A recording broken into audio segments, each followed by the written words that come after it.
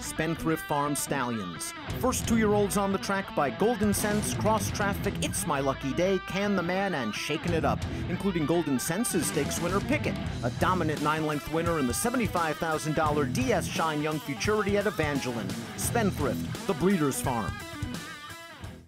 Hi everybody and welcome to Spa Babies, presented by Spenthrift. I'm Dan Illman along with Nicole Russo. Let's take a look at Friday's Spa Baby event. It's the 5th race, the Funny Cide Stakes. $200,000 for 2-year-old New York breds traveling 6.5 furlongs. Our sponsor Spendthrift, represented recently by first crop sire Super 99's first winner, Little Miss Raylan, scoring last Sunday at Laurel. We'll take this field in post-position order, beginning with the maiden, the number 1 Woodbury. Jose Ortiz enticed to ride for Rudy Rodriguez. Nicole, this horse sold for $120,000 in May, and there's a little bit of pedigree here, the Dama Stakes winner. Yeah, and this is the first crop of Power Broker, who was a Grade 1 winning juvenile by Pulpit. Pulpit, of course, a terrific sire of sires with the likes of Tappet and Lucky Pulpit, both classic sires out there. So I'm curious to see what he starts to produce as we get into 2-year-old stakes company. Caught a sloppy track in his career debut, no match for Dugout, who we'll get to in a little bit, but certainly can improve off that effort, has to deal with a tough inside post position. The number 2 is the experienced Dalliance. This horse has already raced 6 times, a son of hopeful winner Dublin, and Dalliance is a $4,700 yearling, as we see, a first starter from an unraced dam. This horse earned a stakes placing in an off-the-turf heat at Monmouth last time out. This is a horse with experience, but the buyer speed figures are a little bit light. Yeah, you know, he's a very interesting horse to me. You mentioned his 6 starts. He's been on the board in 4 of them, all against open company. He comes back here to face fellow New York breds. As you mentioned, he earned his stakes placing in an off-the-turf race, which says to me they were interested in getting him on the turf.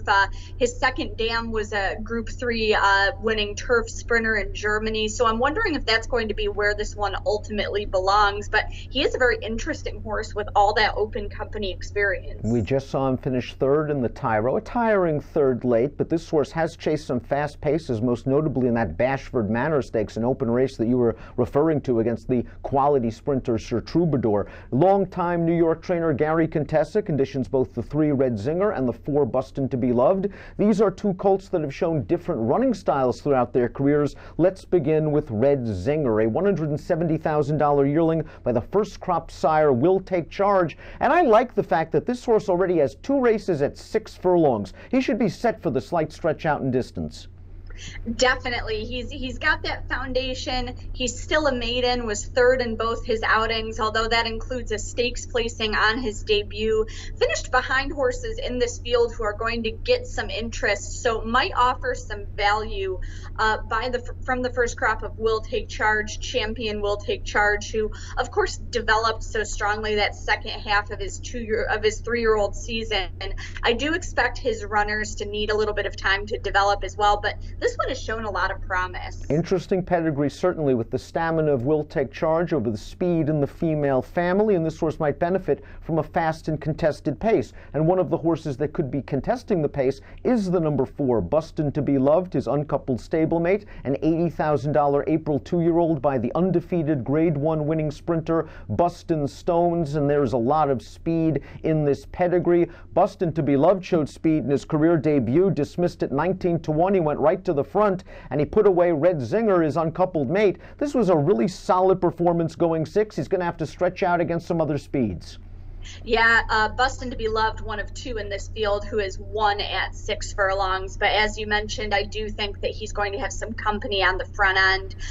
Bustin' Stones, you mentioned sire, very, very fast, very good 2-year-old sire by City Zip, who sires horses in the same mold, so no surprise there. Bankett was a very sharp debut runner-up behind a decent Todd Pletcher-trained runner named Lexitonian. Then, as many Steve Asmussen-trained horses do, they improved second time out, as we saw in this race at Saratoga on July the 27th. This horse dropped out of the open maidens into the state breds, went off as the odds-on favorite, and went on to a nice, solid professional score. He was supposed to win, and he did. Yeah, drawing off to win by 6 3/4 lengths. We liked him that day, coming off that open company maiden when he maybe got a little bit unfocused late. You expect that sometimes with first-time starters. Came back and was a smashing winner, very focused the next time out. And first crop for Central Banker, standing in New York, a graded winning sprinter himself by Speightstown. And Central Banker has done very well with his 2-year-olds this meet, both in the New York bred maidens and the open company maidens. This horse sold very well back in March, $260,000. The dam won on turf, but this horse showed a good amount of speed, draws outside of one of the speeds in Bustin' to Be Loved, and should be forwardly placed and right there when the field swings into the stretch. The 6th dugout goes out for a trainer, Larry Ravelli, who excels with 2-year-olds, and this horse was no exception, as we saw in the career debut. And off the turf maiden race, Woodbury is chasing in second, but no match for Dugout, who was really aggressively handled coming out of the gate by Javier Castellano, was urged along on the turn, and then drew off to win, earning this field's best last buyer speed figure.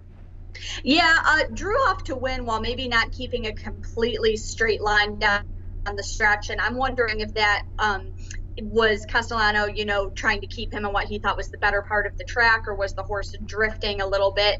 Either way, he should move forward. You would think with the experience, he's a full to a stakes winning dirt sprinter who was, who ran well early on the career, earned the field's best buyer, as you mentioned. Yeah, lots of speed in this pedigree. Again, Ravelli does very, very well with these kind of horses. And drawing outside the other 2 speeds, Bustin' to Be Loved and Bank It, it gives Javier some options in this spot. He could try to go for the lead, or perhaps he'll try to sit a 3-wide tracking spot just off the 4 Bustin' to Be Loved and the 5 Bank It. A positive formulator fact for Ravelli. We mentioned he excels with 2-year-olds, with debut winning 2-year-olds returning in their second start in dirt sprints, 31% winners, a $2.69 return on investment. Completing the field is the number 7, La Fuerza, winner of the Rockville Center Stakes at Belmont on July the 14th. And this horse has shown the ability to sit off horses and finish very professionally. Now, maybe he's not as fast as some of these other recent maiden winners from a buyer standpoint, but I just like the way he wins his races. He looks like an old pro. Well, you mentioned that ability to sit off and then, pounce professionally. And I think the way he's drawn here outside of the speed will lend itself to an ideal trip. He is the other member of the field to have won at 6 furlongs, to have that little bit of foundation under him. And that stalk and pounce style, and the fact that, he's won at 6 makes me wonder if he'll want to go a little bit longer in the future. There is a good bit of stamina in the female family. You see names on the page, including Breeders' Cup Classic winner Volpone. And you always have to respect Todd Pletcher in these kind of races. If the 4, 5, and 6 get embroiled in a prolonged speed duel, it might set things up beautifully for the undefeated son of Flatter, La Fuerza. Fun race, the funny side. It always is for New York breds at the Spa. Who do you like? You know what? I think that Benkett might wind up to be the most talented member of this field, but looking at how the race is going to set up, again, as I just said, I do think that La Fuerza is going to get a very ideal setup. I like that he's won at the 6 furlongs, stretching out just a little bit here, and then watch the board, because if you're playing exotics or multi-races, I do think that that maiden Red Zinger is going to offer a nice bit of value. I think you make a very good point there about Red Zinger. He might get the right pace setup, will probably be dismissed because he's a maiden facing some, legitimate credentialed horses. He'll be a nice price. I would use him underneath. I kind of wonder what we get from Dugout second time out. I'm always a little bit concerned about regression off of the gigantic debut victories, especially in off-the-turf races. But Larry Ravelli is so good with these kind of horses. I think he sits third, attacks on the turn, and maybe he's able to outfinish Bankit. I'm going to go 6-5 in the $200,000 Funny Side Stakes. It is our Friday Spa Baby event, and our coverage is presented by Spenthrift.